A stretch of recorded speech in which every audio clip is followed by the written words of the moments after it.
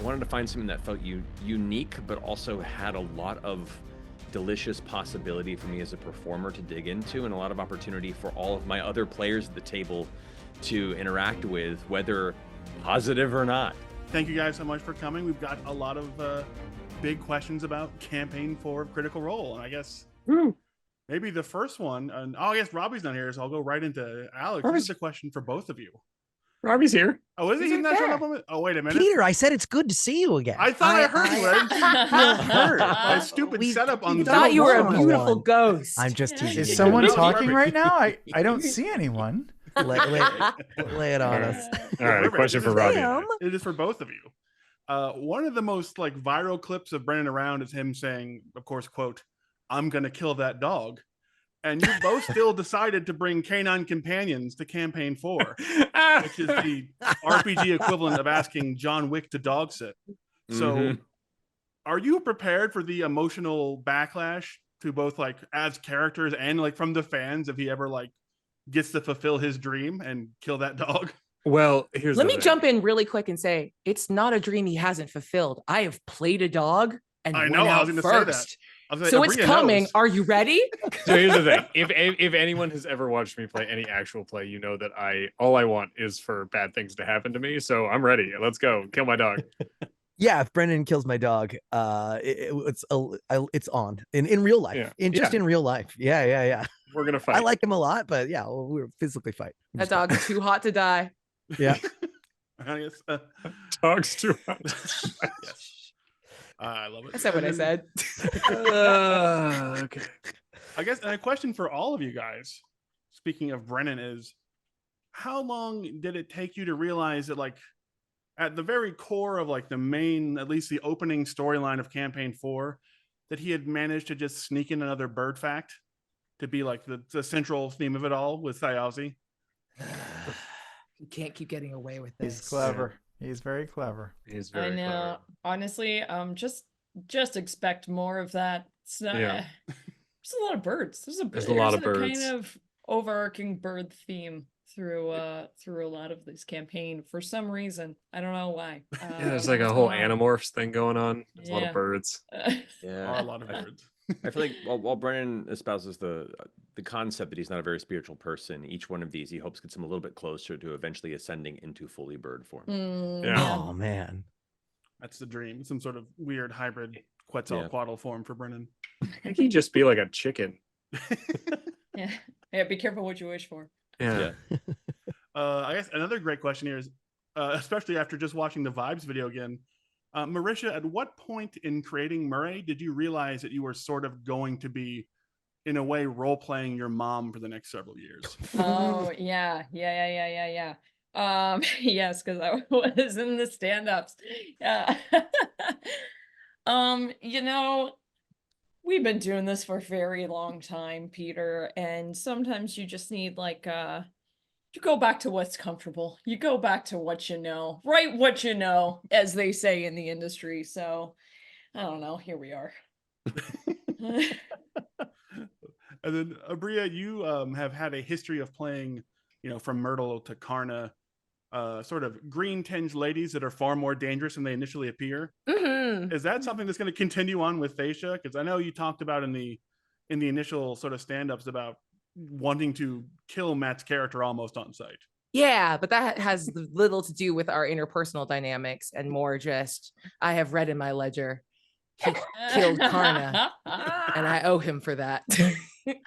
No, I think everyone knows me as playing a pretty balanced. I don't play very aggressive, cruel or hyper violent characters. So, yeah, she's going to be as bad as all the rest of them, but this one's kind of nice. And then a question for Sam is, you've gone through more caster classes and arcane classes and subclasses, and then Liam's gone through family members and his backstories. Is there ever going to be a class you play that doesn't have a spell list, or do you think that magic is just something you always want to have access to whenever you play D&D?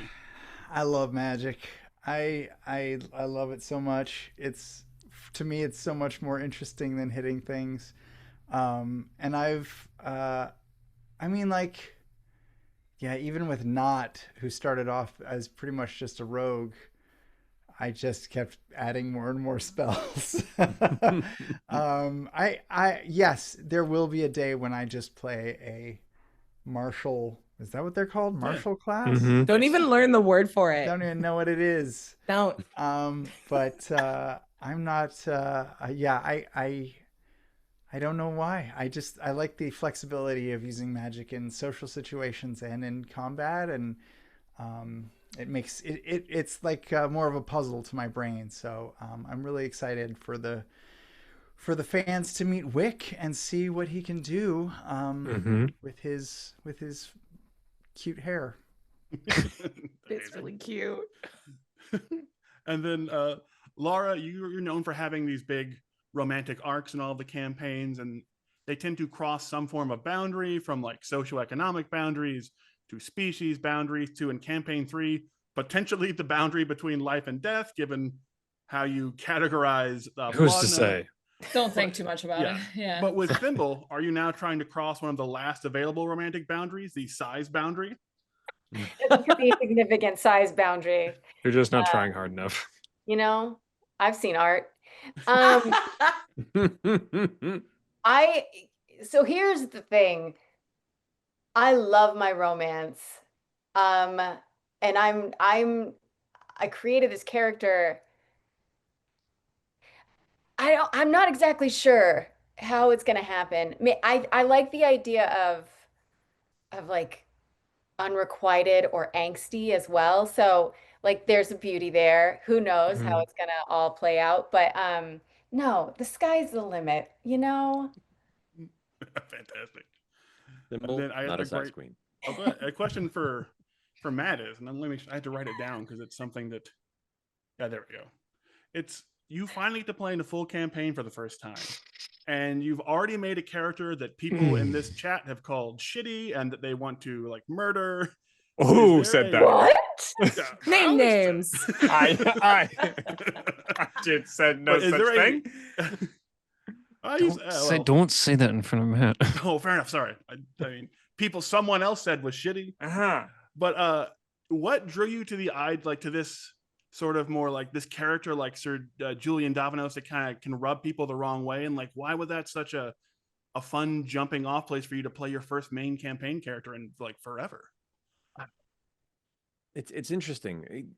When we were developing this world and these characters and stuff, for me, I wanted to play an archetype that I hadn't sat in for a protracted period of time.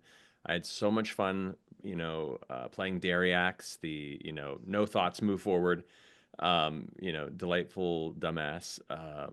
And then with, Garin, I got to be this, tired, stout-hearted,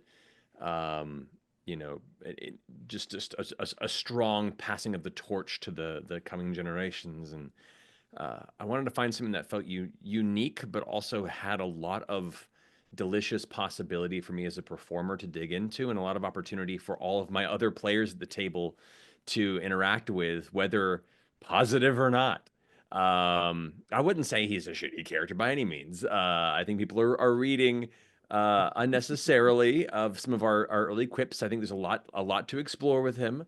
But he is definitely probably different from a lot of expectations people were assuming I would jump into. And I, for one, intentionally built him to be somebody that I do not know where he'll end up 3 years from now, but any path that takes him there is going to be fraught with unique and memorable conflict. Oh, amazing. To defend myself a little bit, what I was referring to is that Matt is such a lovely example of a human being that any character he's going to play is going to feel like a shitty little guy.